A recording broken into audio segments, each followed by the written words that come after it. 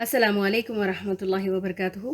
الحمد للہ رب العالمین والصلاة والسلام علی حبیبنا و نبینا محمد، اما بعد، اعوذ باللہ من الشیطان الرجیم، بسم اللہ الرحمن الرحیم، رب اشرح لی صدری ویسر لی امری واحلل عقدۃ من لسانی یفقہوا قولی۔ آج ہم انشاءاللہ اللہ کے حکم اور اذن سے اپنا اگلا ٹاپک شروع کریں گے، اور وہ ہے ابراہیم علیہ السلام اور آپ کے خاندان کا گہرا تعلق قربانی سے۔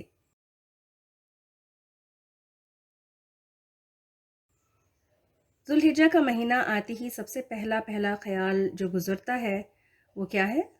عید الاضحیٰ، بقرعید۔ جی، اور سب سے اہم عمل جو ہم اس دن، عید والے دن کرتے ہیں، وہ کیا ہے؟ قربانی۔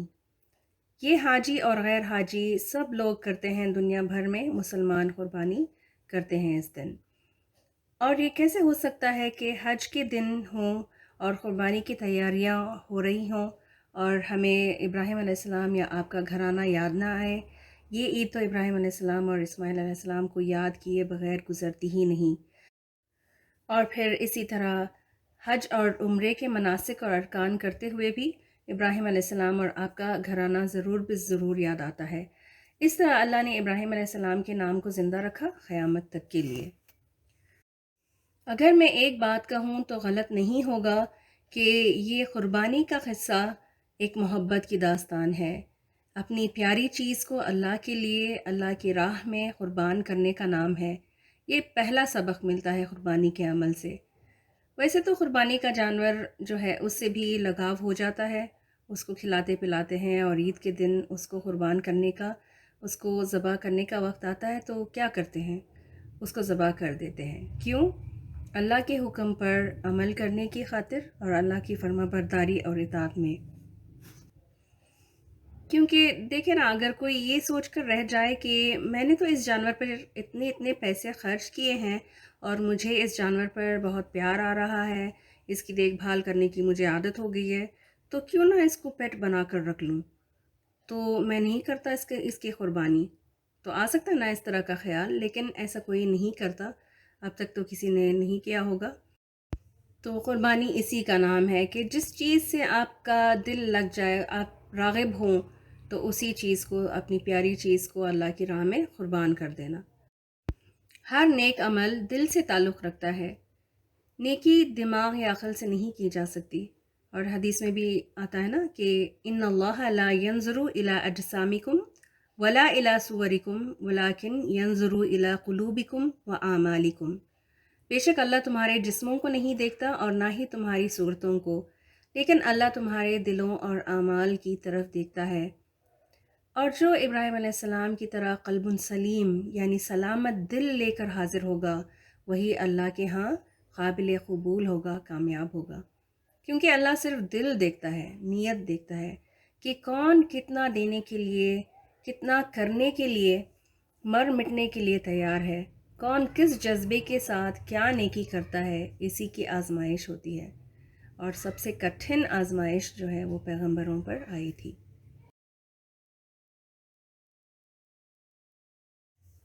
انبیاء کئی سارے گزرے، 1,00,000 سے زیادہ، ان میں سے صرف 25 کا ذکر قرآن میں کیا گیا ہے نام سے، یعنی 25 نبیوں کے نام ہیں قرآن میں، اور پھر ان میں سے صرف 5 اولو العزم پیغمبر ہیں جو اپنی اپنی آزمائشوں پر پورا اترے۔ انہوں نے صبر، عزم، تحمل کا دامن تھامے رکھا۔ پرسسٹنس، پرسیورنس اور ایبسٹیننس جیسی کوالٹیز کے ہونے کی وجہ سے وہ اللہ کے سب سے پسندیدہ بن گئے۔ اور یہ کون ہیں 5 پیغمبر، اولو العزم پیغمبر جو ہیں؟ نوح، ابراہیم، موسیٰ، عیسیٰ علیہم السلام، اور نبینا محمد صلی اللہ علیہ وسلم۔ ابراہیم علیہ السلام ایسے اولو العزم پیغمبر ہیں جن کے ذکر کو اللہ نے ہر دن کے معمول میں باقی رکھا۔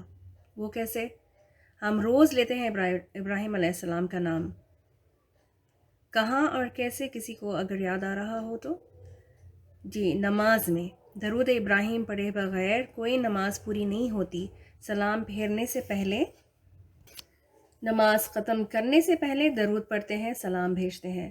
پھر اسی طرح عمرے اور حج کے ہر ارکان میں ابراہیم علیہ السلام کے عمل کو اللہ نے یادگار بنایا، اور پھر ابراہیم علیہ السلام کو لقب بھی کیا ملا تھا؟ خلیل اللہ۔ اتنا اونچا اور بلند مقام کیوں ہے ابراہیم علیہ السلام کا؟ سورۃ البقرہ آیت 131 میں اللہ نے فرمایا، اس کا حال یہ تھا کہ جب اس کے رب نے اس سے کہا فرما بردار ہو جا، تو اس نے فوراً کہا میں رب العالمین کے آگے سر جھکا دیتا ہوں۔ اور سورۃ البقرہ ہی کی آیت 124 میں فرمایا، اور جب ابراہیم علیہ السلام کو ان کے رب نے آزمایا تھا تو ان سب میں پورا اتر گیا، یعنی اللہ ہی کو راضی کیا ہر بار،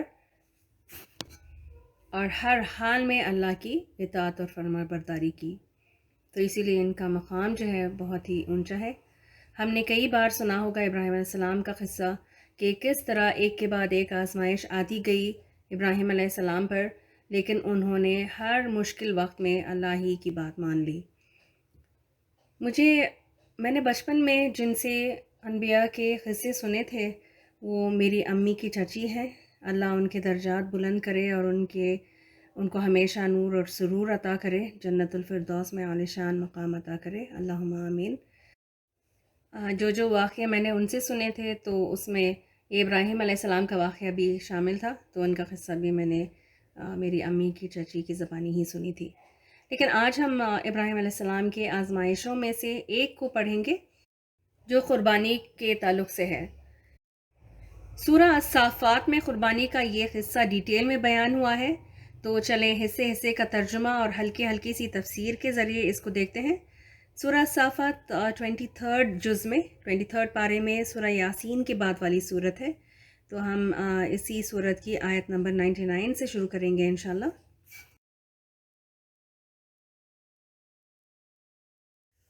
ارشاد باری تعالیٰ ہے فی القرآن المجید، بعد ان اقول اعوذ باللہ من الشیطان الرجیم وقال انی ذاہب الی ربی سیہدین۔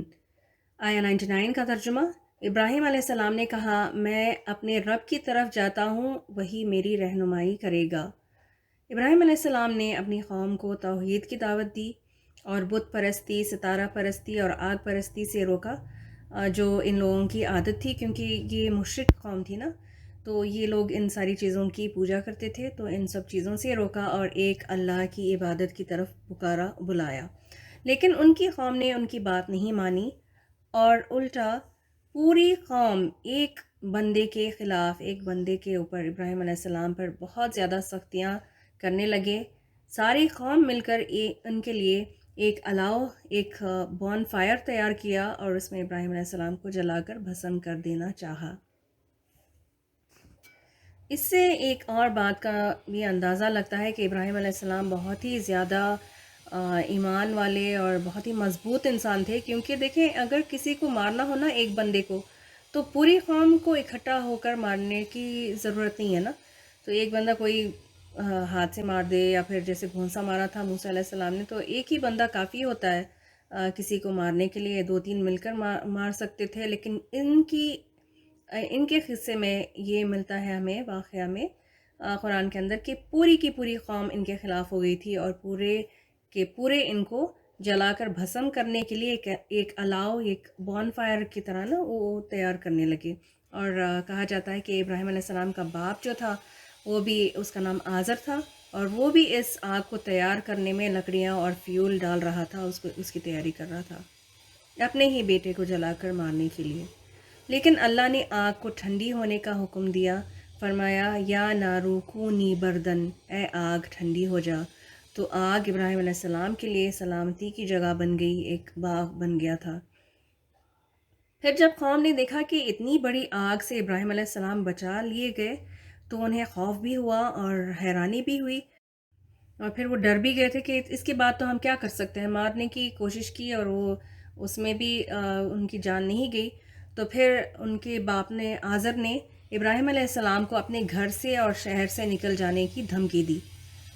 تب ابراہیم علیہ السلام نے یہ جملہ کہا تھا جو کہ اس آیت میں ہے، جو اس آیت کا ترجمہ ہے نا، اس کو کہا تھا۔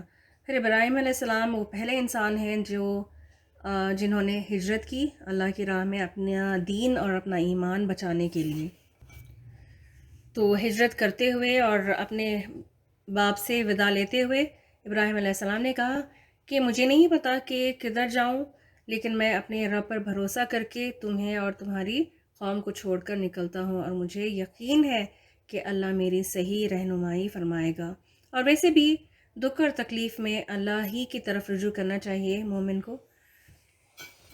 اور ابراہیم علیہ السلام جو تھے وہ بہت ہی زیادہ اللہ سے دعائیں کرنے والے تھے، اور انہی کی دعا میں سے ایک دعا تھی حسبی اللہ و نعم الوکیل۔ وہ اپنے لیے مانگ رہے تھے حسبی اللہ و نعم الوکیل، لیکن اگر ہم ساری جماعت کے لیے اگر ہم مانگیں پلورل فارم میں تو وہ حسبنا اللہ و نعم الوکیل ہوگا۔ حسبیہ سنگولر ہے، حسبنا پلورل ہوگا، ٹھیک ہے۔ تو یہ بھی انہی کی دعاؤں میں سے ہے۔ تو ہم دیکھتے ہیں کہ ابراہیم علیہ السلام ہر دفعہ اللہ ہی کی طرف رجوع کرتے ہیں۔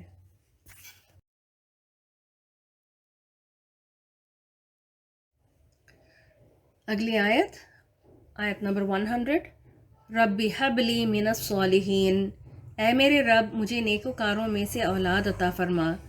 ابراہیم علیہ السلام نے اللہ تعالیٰ سے دعا کی، والدین، خاندان، کنبہ، قبیلہ، گھر، وطن سب چھوٹ گیا، اللہ کے دین پر قائم رہنے کی خاطر سب کچھ چھوڑ کر ہجرت کر رہے تھے۔ تو اللہ سے امید باندھی اور دعا کی کہ یا اللہ مجھے وارث دے جو ہم خیال ہو، اور یہی ہوتا ہے جب ہم کچھ قربان کرتے ہیں نا اللہ کے راستے میں، اللہ کو راضی کرنے کے لیے، تو اس سے بہتر چیز اور اعلیٰ چیز عطا کر دیتا ہے اللہ۔ ابراہیم علیہ السلام کے اپنوں نے انہیں ٹھکرا دیا، نقصان دینے کی کوشش کی، ملک سے نکال دیا، بے گھر کر دیا، تو اللہ نے اس کے بدلے اللہ نے ایسی اولاد دی جن کی نسلوں سے نبی اور رسول پیدا ہوئے۔ اسی لیے ابراہیم علیہ السلام کو ابو الانبیاء کہا جاتا ہے۔ روایات میں آتا ہے کہ جب ابراہیم علیہ السلام کچھ 80 سال کے قریب تھے تب انہوں نے یہ دعا کی تھی، اور دعا کرنے کے کئی سالوں کے بعد انہیں بیٹا عطا کیا اللہ نے۔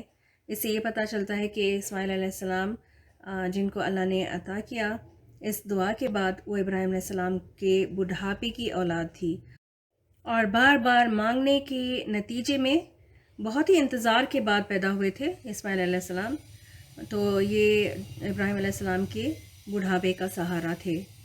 اس پوائنٹ کو نوٹ کر لیجئے کیونکہ آگے کی آیات کو سمجھنے اور محسوس کرنے میں مدد ملے گی انشاءاللہ۔ کچھ مائیں کہتی ہیں کہ منتیں کر کر کے، دعائیں مانگ مانگ کر اور دیر سے ہونے والی اولاد زیادہ محبوب ہوتی ہے، لیکن میرے نزدیک تو یہ بات غلط ہے۔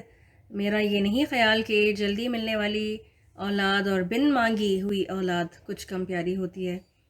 ماں باپ کے لیے جو بھی اولاد ہے وہ بہت ہی محبوب ہوتی ہے۔ اولاد تو اولاد ہی ہے نا، اور ہر حال میں عزیز ہے، اور ان سے محبت اور ممتا کم نہیں ہوتی۔ بہرحال آگے چلتے ہیں۔ اس ایک آیت سے ہمیں ایک سبق ملتے ہیں۔ پہلا سبق یہ ہے کہ نیک ماں باپ، نیک لوگ بچوں کی پیدائش سے پہلے ہی نیک اولاد کی دعائیں کرتے ہیں، اور یہ پرورش یا پیرنٹنگ کا پہلا قدم، فرسٹ سٹیپ ہوتا ہے۔ یہ پہلا لیسن ہے جو ہمیں اس آیت سے سیکھنا چاہیے۔ بچوں کے پیدا ہونے سے پہلے ان کی نیکی کی تمنا کرنی چاہیے۔ دوسرا سبق جو ہمیں اس سے ملتا ہے وہ یہ کہ اولاد نہ ہو تو کسے مانگنا چاہیے؟ دعا میں کیا الفاظ ہیں؟ ربی حبلی، صرف اللہ رب العزت سے مانگنا چاہیے، کیونکہ وہی وہاب ہے، عطا کرنے والا ہے، اور کسی بھی اسباب کے بغیر عطا کر سکتا ہے۔ اور جیسے کہ میں نے بتایا تھا کہ ابراہیم علیہ السلام کو دعا کے فوراً بعد اولاد نہیں عطا کیا گیا، کئی سالوں کے بعد، دعا کرنے کے بعد، کرتے رہنے کے بعد دعا قبول ہوئی تھی۔ اسحاق علیہ السلام جو دوسرے بیٹے ہیں جب پیدا ہوئے تھے تب ابراہیم علیہ السلام تقریباً 100 سال کے ہو چکے تھے، اور ان کی بیوی جو تھیں بی بی سارہ، وہ بھی کوئی جوان نہیں تھی، وہ بانجھ اور بوڑھی ہو چکی تھی، بہت ہی بنجر، نہ اسباب تھے اور نہ ممکن لگ رہا تھا اولاد کا ہونا، لیکن اللہ ذوالجلال فریادوں کو، حاجتوں کو پورا کرنے کے لیے اسباب کا محتاج نہیں۔ کیوں؟ کیونکہ حاجت رواں، مشکل کشا صرف اور صرف اللہ ہے۔ مال کی، رزق کی، اولاد کی، ہر چیز کے خزانوں کی کنجیاں صرف اور صرف اللہ کے پاس ہے. وہی زندگی دیتا ہے، حیاتی دیتا ہے، شفا دیتا ہے. تو صرف اللہ ہی سے مانگے. ربی حبلی کی یہی تفسیر ہے. تیسرا پوائنٹ یا تیسرا سبق جو ہمیں لینا چاہیے اس ایک آیت سے، اولاد مانگتے وقت نیک اولاد کا سوال کرنا چاہیے. صالحین میں سے مانگیں، صالحین نیک اولاد مانگنا چاہیے. عموماً لوگ جب اولاد مانگتے ہیں تو بیٹا چاہتے ہیں، اور جن کی بیٹیاں نہیں ہوتی تو وہ بیٹی مانگتے ہیں. لیکن ابراہیم علیہ السلام نے نہ بیٹا کہا اور نہ بیٹی کی مانگ کی، جینڈر اسپیسیفائی نہیں کیا، نیک اولاد مانگی، نیک وکاروں میں سے، صالحین میں سے اولاد مانگی. صالحین صالح کی جمع ہے، اور اس کا ترجمہ عموماً نیک کیا جاتا ہے، لیکن اس کا بہت وسیع اور گہرا معنی ہے جس میں ہر طرح کی نیک عادات شامل ہے، جیسے صحیح سلامت ہونا، سلامت دل، پرہیزگار، خوش اخلاق، اچھی عادات، ادب آداب والا کردار، یعنی بہت ہی ورچوئس انسان کو صالح کہتے ہیں. اور غور کیا جائے تو یہ اولاد کی سب سے بڑی خوبی ہے جو آپ اپنی اولاد کے حق میں بھی اور اپنے لیے بھی مانگ سکتے ہیں. سب سے بڑی خوبی کیوں؟ کیونکہ اگر اولاد دنیاوی اعتبار سے بہت اچھی ہو، بہت کامیاب ہو، اچھی صحت ہو، اس کی اعلی درجے پر ہو، اچھی زندگی، عمدہ رزق وغیرہ ہو اس کے پاس، جو ہونا چاہیے، اس میں کوئی دو رائے نہیں ہے، یہ بھی ضرور مانگنا چاہیے، ان ساری چیزوں کو بھی مانگنا چاہیے اولاد کے لیے. لیکن اگر یہ سب ہوں مگر اولاد خود نیک نہ ہو تو وہ اپنی آنکھوں کی ٹھنڈک نہیں بن سکتے، آپ کے لیے صدقہ جاریہ نہیں بن سکتے، آپ کے خیر خواہ نہیں ہو سکتے، اور آپ کو سپورٹ نہیں کریں گے، پشت پناہی آپ کی نہیں کریں گے.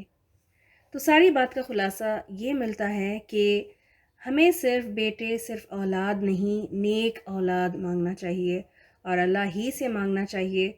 کچھ لوگ دعائیں کرتے رہتے ہیں اور کچھ عرصے کے بعد جب بیٹا نہیں ہوتا تو سمجھ لیتے ہیں کہ شاید اللہ کے کنٹرول میں یہ نہیں ہے کام، نعوذ باللہ، اور اپنی حاجت کو دوسرے زندہ یا مردہ لوگوں کے سامنے رکھ دیتے ہیں.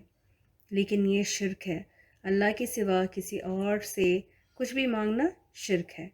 اللہ ہم سب کو اس سے محفوظ رکھے، آمین.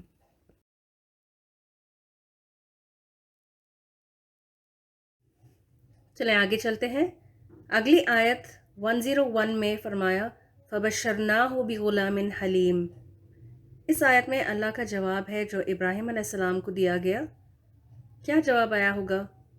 نہیں نہیں ابراہیم، اب تو تم بوڑھے ہو چکے ہو، یہ کیسے ہو سکتا ہے، لوگ ہنسیں گے تم پر، یہ کسی حال میں ممکن نہیں. کیسا جواب آیا ہوگا؟ نہیں، اللہ نے دعا کے جواب میں فرمایا ہم نے ابراہیم علیہ السلام کو بڑے حلم والے، تحمل والے بچے کی خوشخبری دی. اور یہ کس بچے کی بات ہو رہی ہے؟ اسماعیل علیہ السلام کی، جن کو اپنے والد کے ساتھ ساتھ کئی آزمائشوں کا سامنا کرنا پڑا، کئی امتحان آئے. اسماعیل علیہ السلام جو تھے وہ سیدہ حاجرہ اور حضرت ابراہیم علیہ السلام کے بیٹے تھے، جن کی نسل سے ایک عالیشان پیغمبر پیدا ہوا اور بھیجا گیا. اور وہ پیغمبر کون تھے؟ ہمارے نبی اور رسول محمد مصطفیٰ ابن عبداللہ صلی اللہ علیہ وسلم، جو تمام انبیاء اکرام کے امام ہیں. وہ اسماعیل علیہ السلام کے اولاد میں سے تھے. اور اس کے پس منظر میں بھی ایک واقعہ، ایک تہ دل سے نکلی ہوئی دعا ہے ابراہیم علیہ السلام کی، جو سورۃ البقرہ ہی میں درج ہے، آیت نمبر 129 میں. اس دعا میں ابراہیم علیہ السلام اللہ سے دعا کرتے ہیں کہ اپنی نسل سے، یعنی اسماعیل علیہ السلام کے اولاد میں سے ایک ایسا رسول مبعوث فرما، دنیا میں بھیج، یہی مکہ میں، جو لوگوں کو اللہ کی آیات پڑھ کر سنائے، کتاب کا علم سکھائے اور اس کی حکمتوں کو بیان کرے اور لوگوں کو پاک کرے، ان کا تزکیہ کرے. یعنی ایسا رسول بھیج جو اپنی امت کو تعلیم دے اور ان کی تربیت کرے. تو ابراہیم علیہ السلام کی اسی دعا کے نتیجے میں اللہ نے اپنے آخری پیغمبر محمد صلی اللہ علیہ وسلم کو اسماعیل علیہ السلام کی نسل سے مکہ میں بھیجا. چلیں آج یہاں تک رکھتے ہیں، انشاءاللہ اگلے سیشن میں اگلے کچھ آیات کی تفسیر سے گزریں گے۔ وآخر دعوانا ان الحمد للہ رب العالمین۔ سبحانک اللہم و بحمدک، نشہد ان لا الہ الا انت، نستغفرک و نتوب الیک۔ السلام علیکم ورحمۃ اللہ وبرکاتہ۔